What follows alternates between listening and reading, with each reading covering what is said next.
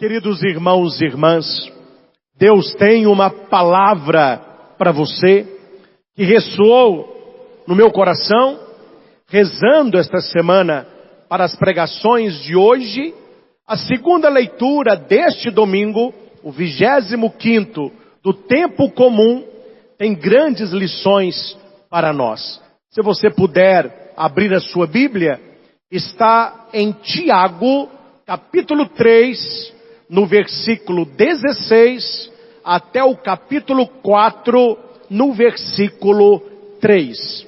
É uma leitura que vale a pena você destacar aí na sua Bíblia, para voltar quando necessário for. Inveja, rivalidade e o poder da oração. São temas que tocam concretamente a nossa vida. No versículo 16 do capítulo 3, Tiago vai dizer: onde há inveja e rivalidade, aí estão as desordens e toda espécie de obras más. Guarde isso. A raiz de toda desordem é a inveja e a rivalidade. Onde você vê que há uma desordem, tem pessoas invejosas e tem pessoas brigando. A palavra de Deus nos chama a evitar toda divisão e toda maldade. Afastar do nosso coração, afastar da sua família, do seu casamento, do seu namoro, toda divisão e toda maldade. Por quê?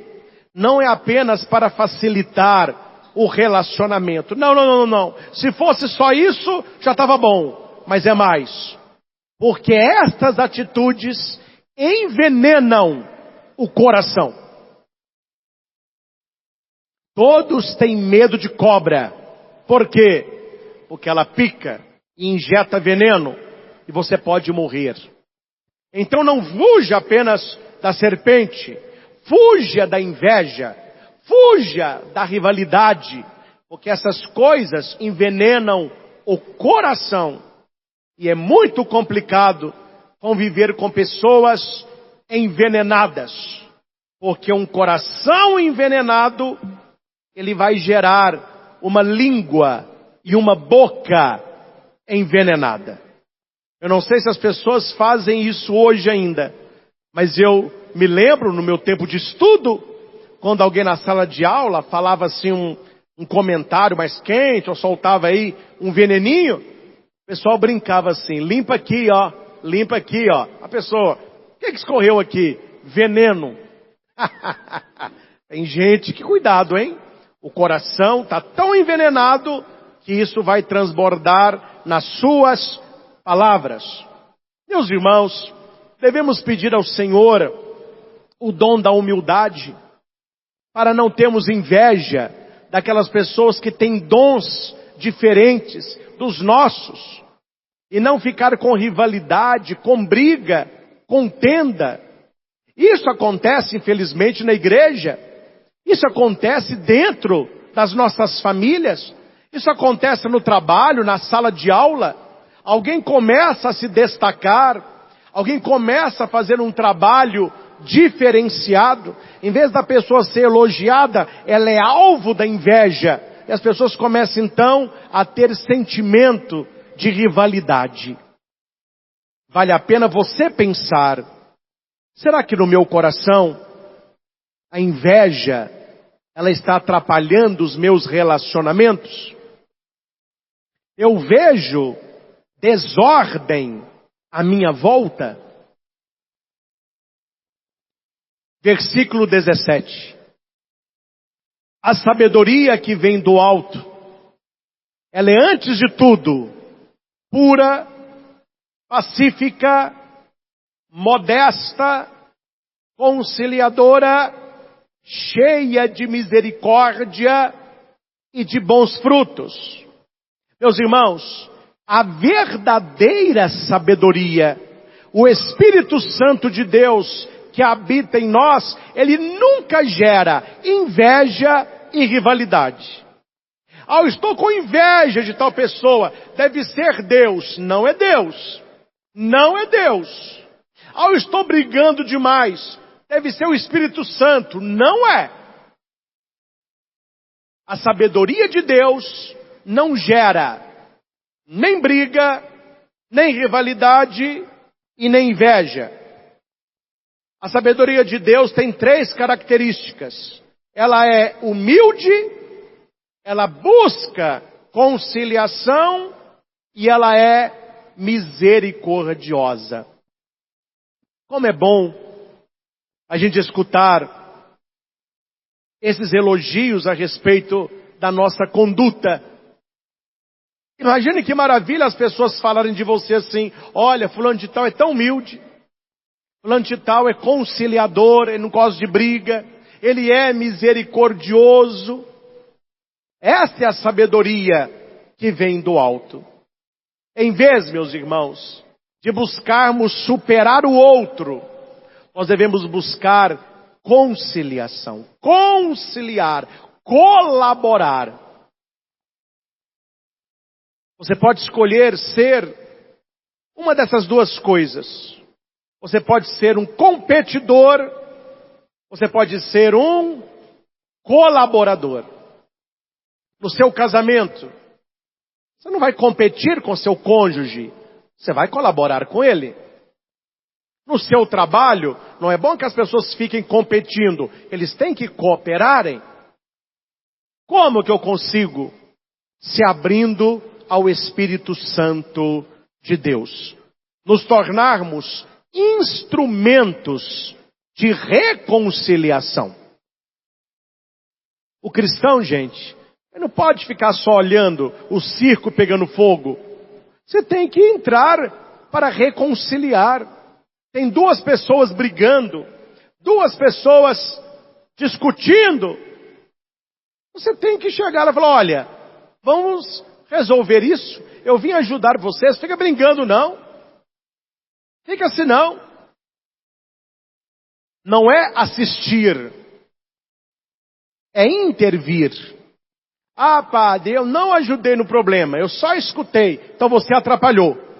O cristão, o católico, ele tem que ser um instrumento de reconciliação.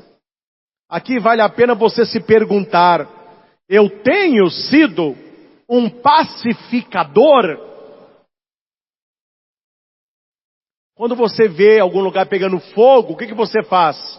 Você joga água ou você joga gasolina? Gente que gosta de ver o circo pegando fogo, né? A linguinha, linguinha quente. Tem gente que tem uma linguinha quente. Aí fica, toca, fala de cá, fala de lá e leva de cá. É o traz, é o leve e traz, né? É o leva atrás e fala de um, fala de outro. Não agrada a Deus, não. Isso é demoníaco. As pessoas que agem assim precisam abrir o coração à sabedoria que vem do alto. E você vai se tornar um instrumento de paz. Vale a pena rezar todos os dias a oração de São Francisco. Senhor, fazei de mim um instrumento de vossa paz.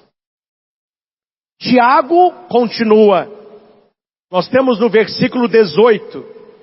O fruto da justiça é semeado na paz para aqueles que promovem a paz. Onde reina a paz, o bem floresce. Como é difícil você ter uma vida de guerra. E briga com um, e briga com outro, e briga com o vizinho, e briga com o marido, e briga no trabalho, e briga no namoro, e briga na escola. O pessoal está muito briguento, hein? Precisamos ser instrumentos de paz, promotores da paz, e levar aonde nós estamos um clima de reconciliação. A começar aí na sua casa. Para com aquela: ah, padre, eu não levo desaforo para casa. Cristão leva. Cristão leva. É melhor o silêncio do que uma briga. É melhor o silêncio do que uma discussão.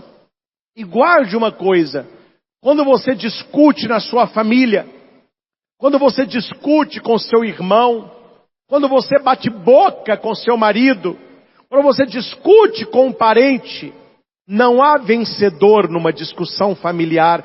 Todos perdem. Todos perdem. Quando você briga na sua casa, todos ali já perderam. Para Deus não há um ganhador daquele que tem inveja, e por causa da inveja, ele não tem paz interior. E quem não tem paz interior, se incomoda com a paz dos outros. Aí a pessoa ela não tem paz, ela quer acabar com a sua. A pessoa não fica sossegada, ela quer acabar com o seu sossego. Tinha um homem que trabalhava quebrando pedras. Ele tinha uma grande marreta e ele então quebrava pedras. E era um homem muito insatisfeito. Era um reclamão. Ele tinha saúde, tinha emprego, tinha família, mas era um eterno reclamão. E invejoso, viu? Invejoso. Não podia ver nada que queria. Um dia, o seu anjo da guarda resolveu dar nele uma lição.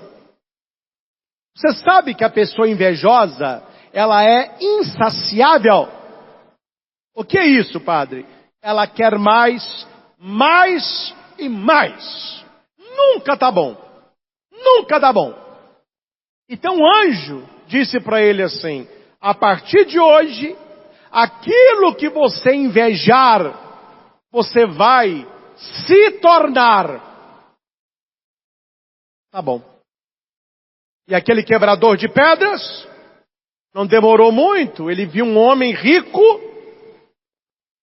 na porta da sua mansão. Ele olhou para aquele homem e ele teve inveja daquele homem. E já já ele se transforma naquele homem. Rico, na frente de uma grande mansão.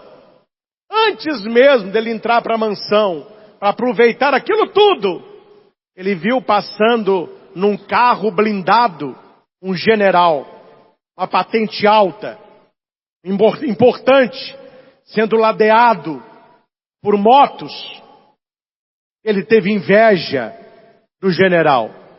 Na mesma hora, ele aparece no lugar do general.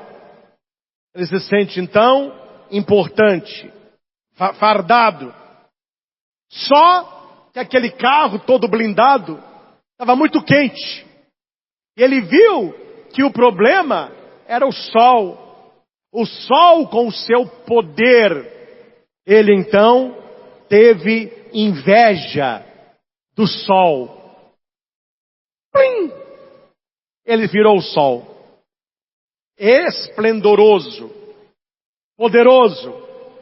Mas nessa hora, veio uma nuvem escura de chuva e cobriu o sol. Ele teve inveja da nuvem. Plim! Virou a nuvem. Cheia de água. Raios. Poder. Não passou muito, veio um vento e começou a dispersar a nuvem. Ele teve inveja do vento. Plim! Virou um vento. Poderoso. Furacão. Tufão. Só que ele bateu numa grande montanha. E a montanha não saiu do lugar. Ela parou o vento. Ele teve inveja da montanha. Plim! Virou a montanha. Poderosa. Alta. Grande. Pouco tempo depois, ele escutou um barulhinho bem familiar. Lá do alto, ele olhou, e lá na base da montanha, tinha um quebrador de pedras forte, que com a sua marreta, tirava daquela rocha pequenos pedaços. E ele viu tudo que ele invejou é tudo que ele sempre foi. Esta é a triste sina do invejoso. Nunca dá bom. Nunca chega. Ele quer algo. E quando ele chega naquilo, não é o que ele queria. Porque a Bíblia diz, onde há inveja e rivalidade, há todo tipo de coisa má. No versículo 1 do capítulo 4 de Tiago, é a segunda leitura desta missa, Tiago pergunta assim: de onde que vêm as guerras? De onde que vêm as brigas? Não vêm justamente das paixões que estão em conflito dentro de vós? O que Tiago está nos ensinando, meus irmãos? Que as brigas externas, elas refletem a briga interna. Quando eu não estou bem comigo, eu não consigo ficar bem com ninguém. Quando eu não resolvi dentro de mim esses conflitos, essas paixões, eu vou brigar com o outro, achando que o problema é o outro. Quando você não se domina, quando você não consegue se controlar, 3 sentimentos brotam no coração: o egoísmo, a inveja e o orgulho. A pessoa invejosa, a pessoa orgulhosa, a pessoa egoísta, ela está clamando por socorro. A briga maior dela é com ela mesma. A briga maior dela é dentro dela. Então Tiago está falando aqui, muitas vezes, às vezes mas na maioria das vezes, o problema não é o outro, o problema somos nós. Que a gente vê o que a gente quer ver. Geralmente a pessoa tem uma dificuldade de fazer uma autoanálise. Aí ela começa a apontar, o problema é ele, o problema é ela, o problema é o que o outro disse, o problema é o que o outro fez. Mas talvez você não conheça o contexto, o que está por trás. Na maioria das vezes, o problema não está fora, mas dentro de nós. E cuidado, meus irmãos, um coração em conflito, um coração em briga, é igual uma mulher grávida. O que significa isso, padre? A mulher grávida, ela está gerando uma nova vida. E uma pessoa que tem conflito dentro dela, ela gera problemas. Não estou falando o nome, estou? Mas você conhece. A pessoa está a tal lugar, ela está problema. Ela vai para tal lugar, ela está problema. Ela muda de trabalho para estar problema. Ela está numa pastoral, ela está problema. Ela vai para outra, ela está problema. Ela casa com um, deu problema. Casa com 2, deu problema. Está no 26º casamento, já está dando problema. Será que a pessoa não está vendo que o problema não está fora dela? Será que a pessoa não está vendo que há algo errado acontecendo dentro dela?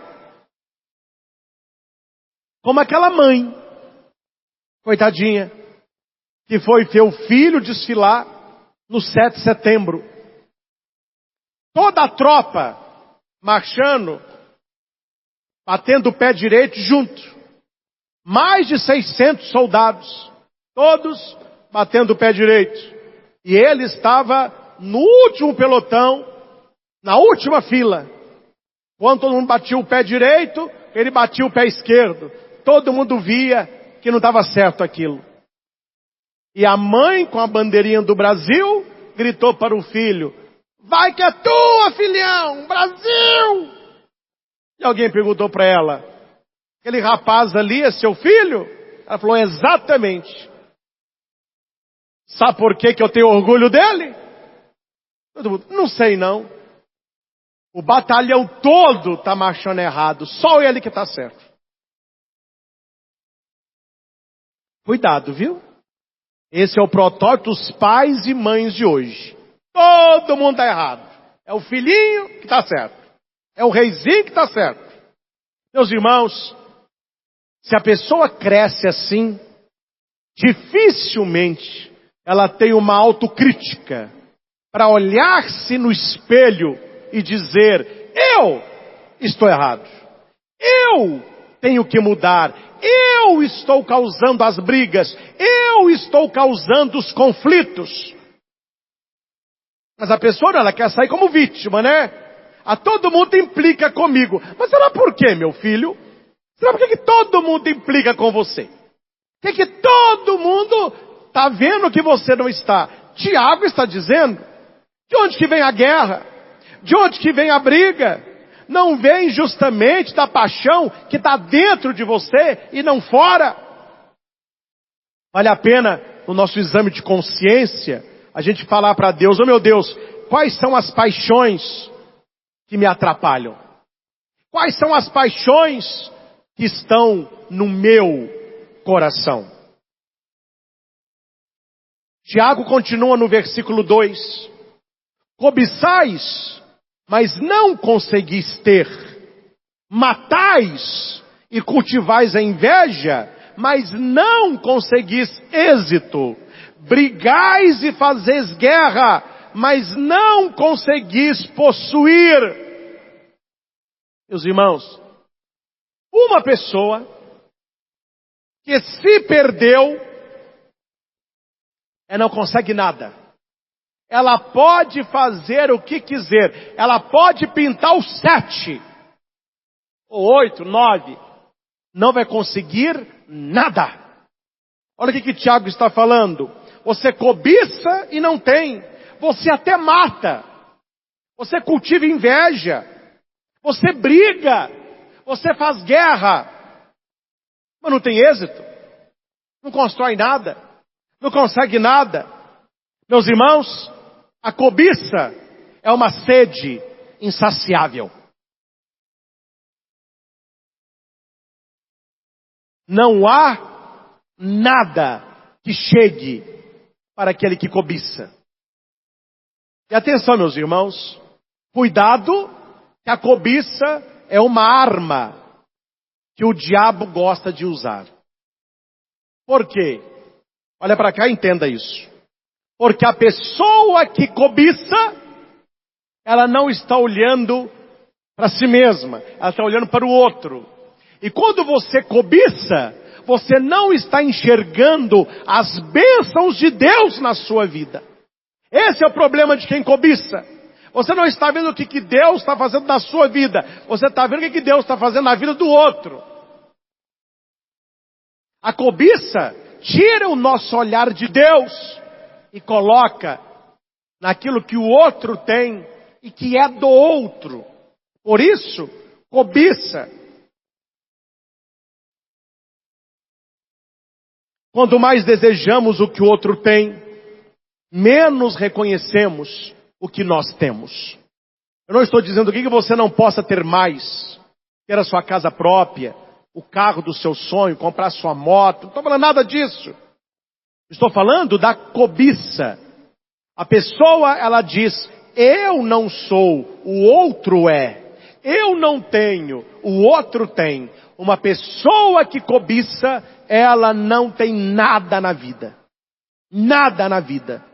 Que o diabo adora um coração que tenha cobiça. Porque quem tem cobiça, ele está impedido de reconhecer a bênção de Deus. Aí a pessoa fica sem paz e tira a paz dos outros. Por fim, o versículo 3 do capítulo 4 de Tiago. Pedis, sim, mas não recebeis, porque pedis mal, pois só quereis esbanjar o pedido nos vossos prazeres. Meus irmãos, guarde uma coisa no seu coração. O objetivo da oração não é satisfazer os nossos caprichos. O objetivo da oração é alinhar a nossa vontade, a nossa vida, à vontade de Deus. Veja a oração do Pai Nosso, a estrutura da oração do Pai Nosso. Santificado, venha o teu reino, faça a tua vontade, dá-nos o pão de hoje, me perdoa porque eu perdoo, não me deixe na tentação, livra-me do mal. Uma oração perfeita. A pessoa vai rezar hoje só para o seu prazer. Oh meu Deus, me dá um carro. Oh meu Deus, que eu suba na empresa. Oh meu Deus, me devolve a minha saúde. Eu estou tão doente. Ou você quer saúde para quê? Para testemunhar a Deus? Para trabalhar para o Evangelho? Ou para voltar para o pecado que você tinha antes de estar doente? Oh meu Deus, cura a minha cirrose. Para você testemunhar um milagre ou voltar a beber? Cuidado, meus irmãos. Deus conhece os desejos do nosso coração. E uma oração que quer apenas satisfazer prazer e desejo, você pode rezar a vida inteira, não vai receber. Aí vem aqueles católicos adultos birrentos. Pode dar birra à vontade, pode bater pé, pode fazer beicinho, pode rolar no chão. Deus não é um pai que agrada filho birrento. Pessoas que rezam para satisfazer prazer, com Deus não funciona. Meus irmãos, em 3 situações você não precisa rezar. Quais são as 3? Quando você reza mal, quando você reza pedindo coisas más, quando você reza sendo mal. Não precisa rezar. É para rezar, reze direito. Vai pedir alguma coisa? Peço que está alinhado no coração de Deus. E antes de rezar pedindo coisas boas, seja uma pessoa boa. Reze bem, reze pedindo coisas boas e seja uma pessoa do bem. Deus olhará plenamente para a sua vida. Por último, meus irmãos, não podemos ter uma oração utilitarista. A pessoa invejosa, egoísta, que cobiça, ela funciona mais ou menos assim com Deus. Ela lida com Deus na malandragem. Você conhece essa palavra?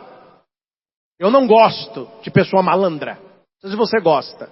E aqui eu não estou falando da pessoa malandra, não é aquela que apenas não trabalha. É um malandro, o esperto. É o que vai criando situações para ele sair bem. Você que se dane. Esse é o malandro. Tem gente que lida com Deus na malandragem, né? E acha que a conta não chega. Eu finalizo com essa história. Havia um homem que traía a esposa, batia nos filhos, roubava do trabalho, era um pornográfico e um beberrão. Quer dizer, era um homem cheio de vícios.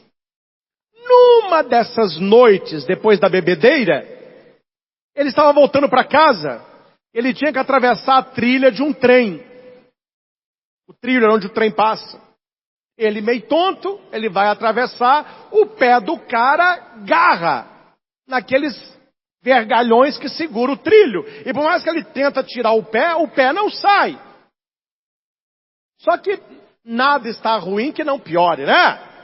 Ele começou a escutar o barulho do trem. E por mais que ele tentasse, o pé não saía. Nisso ele caiu em si e disse: eu não posso morrer assim. Eu tenho que ser um homem melhor. Eu tenho que abandonar os meus vícios. Oh meu Deus, se o meu pé soltar daqui, eu prometo que eu vou parar de trair a minha esposa. O pé continuou. Deus queria mais. Ele pegou a garrafa de cachaça e disse: eu abandono o meu vício, para que eu tenha uma vida livre deste vício. enxugou a garrafa. O pé continuou preso. Ele disse: Deus quer mais. Eu prometo, meu Deus, se o meu pé se soltar, eu não vou bater mais os meus filhos, espancá-los. O pé permaneceu preso. Deus queria mais. Eu prometo que eu vou sair da prostituição, da pornografia. E o pé continuava preso. Ele abriu a carteira cheia de camisinha, traía a mulher à vontade. Ele jogou as camisinhas fora e o pé agarrado. Ele tinha um postal de nudismo. Ele soltou também aquele postal. Nessa hora, o pé soltou. O trem já estava a pouco. Ele cai na grama e o trem passa. Por isso aqui, ele não perde a vida. Quando o trem acabou de passar, ele disse assim: Nu! Que sorte! Se não é eu puxar o pé, numa hora dessa eu estava morto. Deixa eu pegar minha garrafa. Deixa eu pegar o meu postal. Entenderam a história? Na hora do aperto, a pessoa larga tudo para viver a santidade. Passou o aperto, ela vai voltando para os vícios antigos. Aí ela reza, não é atendida e reclama. E Tiago está dizendo, se você reza para voltar aos seus prazeres, Deus não vai te atender. Deus atendeu esse homem na esperança que ele se convertesse. Ele voltou aos prazeres. Voltou a trair a mulher, voltou a beber, voltou a se prostituir. Deus sonda os nossos corações. E Ele sabe o motivo pelo qual oramos e pelo qual pedimos. Que o Senhor nos ajude a colocar em prática esta maravilhosa carta de Tiago. Nós que buscamos o céu, nós que queremos agradar a Deus. Louvado seja nosso Senhor Jesus Cristo, para sempre seja louvado.